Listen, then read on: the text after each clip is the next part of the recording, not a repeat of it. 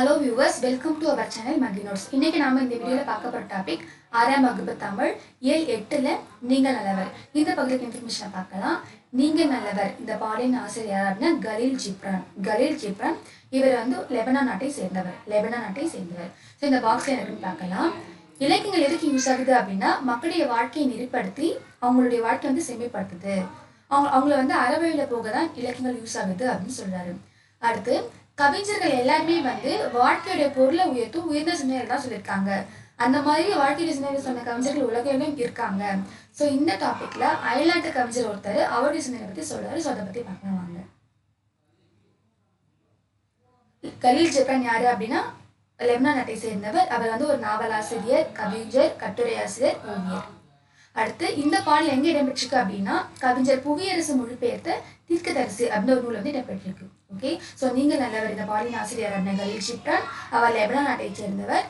இந்த பாடல் எங்க இடம்பெற்றிருக்கு அப்படின்னா கவிஞர் புவியரசு மொழிபெயர்த்த தீர்க்கதரிசி அப்படின்னு நூல் தான் இடம்பெற்றிருக்கு. அடுத்த பாடல் பார்க்கலாம். வாழ்க்கை பின்திரும்பி செல்லாது, நேற்றுடன் ஒத்து போகாது, கொடுப்பவரின் பரிசுடன் அவருக்கு சமமாக எழுங்கள், சிறுகுகளின் மீது எழுவது போல. அதாவது வாழ்க்கை வந்து பின்னாடி போகாது. இப்ப நாம வந்து சின்ன வயசுல இருந்து பெரிய வயசுக்கு வளர்ந்துதான் போமே தவிர பின்னாடி போகாது.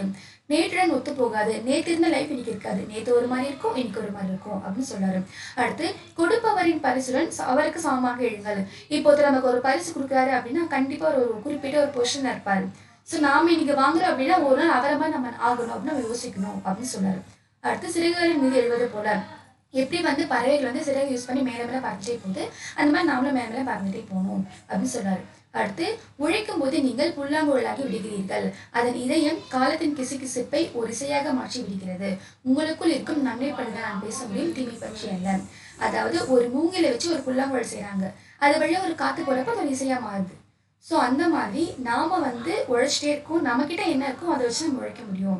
ஸோ நம்ம எப்படி நல்லதை பற்றி தான் பேசணும், தீமை பற்றி பேச முடியாது அப்படின்னு சொல்றாரு. இது யார் சொல்றது அப்படின்னா கலீல் ஜிப்ரான். அடுத்து உங்கள் சுயத்துடன் நீங்கள் ஒருமைப்பாடு கொண்டிருக்கும் போது நீங்கள் நல்லவர். சுயம் அப்படின்னா தனித்தன்மை. ஸோ நமக்குள்ள ஒரு தனித்தன்மை இருக்கும், நம்ம தனித்தன்மையோட நம்ம ஒருமைப்பாட்டு ஒன்றுபட்டு நம்ம செயல்பட நம்ம நல்லவங்க அப்படின்னு சொல்றாரு. அடுத்து என்னை போல் இரு, பழுத்து உன் உள்ளீடுகளை எல்லாம் முழு சாய்த்து கொடு என்று பழம் பேரை பார்த்து நிச்சயமாக சொல்லாது. கொடுப்பது பழத்தின் இயல்பு, பெறுவது வேறு இயல்பு. அதாவது பழம் வந்து வேற பார்த்து நீ என்ன மாதிரி இருன்னு சொல்லாது. அதாவது பழத்தை கொடுக்கறது வந்து பழத்தோட இயல்பு. ஓகேவா? வேறோட இயல்பு என்னது? பெற்றுக்கொள்வது. அதாவது நம்ம தர தண்ணியை வந்து அது வாங்கிக்கிறது தான் வேற இயல்பு. ஸோ பழம் வந்து வேற பார்த்து நீ என்ன மாதிரி இரு அப்படின்னு சொல்லாது அப்படின்னு சொல்றாங்க. அடுத்து உங்கள் பேச்சின் போது நீங்கள் விழிப்புணர்ச்சியுடன் இருப்பது நல்லது.